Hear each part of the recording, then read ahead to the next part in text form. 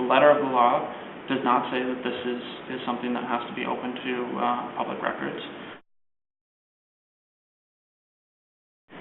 So, Rob, you guys are interviewing the finalists for this police job, right? We're interviewing some candidates, yeah. How many finalists you have?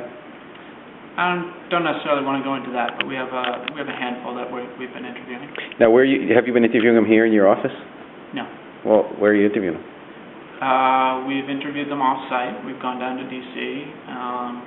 And some other places. Well, what I can't figure out is if they want to be police chief when they want to come here for an interview, they're going to have to move here if they get the job. Come to New Haven? All of them have been in New Haven. But you conducted the interview with them in Washington, D.C. and places like that. There's one of them we went down to D.C., yes. Why did you do it there instead of here? We do have a concern about, for police chief, it's pretty common. People don't want to have it public record that they're applying until you get to the final stages. And Connecticut, unlike a lot of states, they don't have an opt-out for people keeping their records confidential if they're applying for a job like this. So in other words, if I apply for police chief and then some nosy reporter wants to find out who's on the list, I get their resume and their personnel records? In most states you don't, because you can request that to be exempt. Mm-hmm. In Connecticut there is no opt-out for that, and so yes, if somebody sent their resume and letter of intent to City Hall, that would be public record. So we can get it. Oh, these guys haven't sent it to City Hall. They have not sent it to City Hall. We have these executive research forums doing our search. So PERF is doing the search, but you're interviewing the candidates as a city official. We've gone down and interviewed, and obviously any record that I have, that I generate, that I have in my possession is public record. Have you done it so that I can't find out who they are?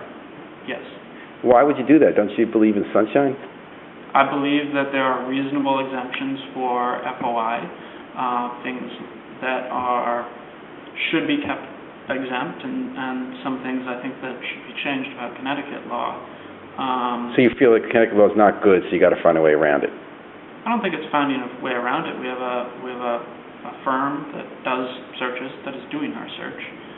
But it's a public function. Wouldn't you agree that the intent of the FOI law is to have government's actions open to the public?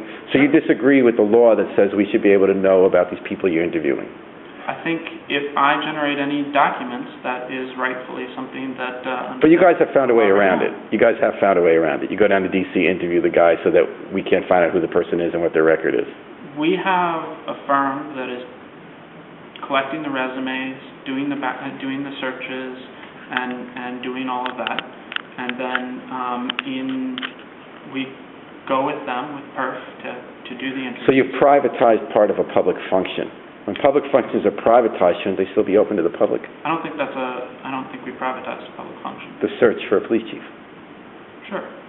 A private entity is doing it, so what they do is not open to FOI, correct? No. There is exemption. I mean, the Connecticut law anticipates this, and under certain thresholds, if a private company is doing a public function, their records are required to be open. But not one of those. Rob, you were also talking about a new technology you're looking at. We've read about it, about where the police department's going to have an easier time figuring out where shots were fired from. Can you tell me about that? Sure. One of the things we're looking at is a technology called ShotSpotter. We got an appropriation. Shots fired? ShotSpotter. ShotSpotter. That's what it's called. We got an appropriation from the federal government that we should actually get the money in about a month for the system. And what it does is it has a series of basically microphones that are placed throughout a 2 square mile area, which is the bulk of where most firearm incidents happen. And what it can do is it triangulates the location of shots pretty much instantaneously and tells you the exact location of where a shot is.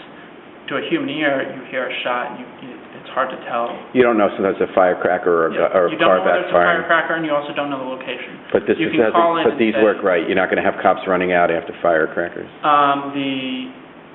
To a much higher degree, it can distinguish between firecrackers and weapon discharges. It can also, to a reasonable degree, tell you things about the weapon discharges, whether it's a large caliber, whether it's small caliber, instead of having the report come in, say there was a shot fired in like a neighborhood, and you just know that it was, you know who called it in and their location, but you don't know within a several block radius where it was, and so it's much harder to promptly respond to a shot fire. In this case, you can get there very quickly, and hopefully, certainly if there was somebody who was hit, be able to get medical response there, but hopefully catch the perpetrators in the act.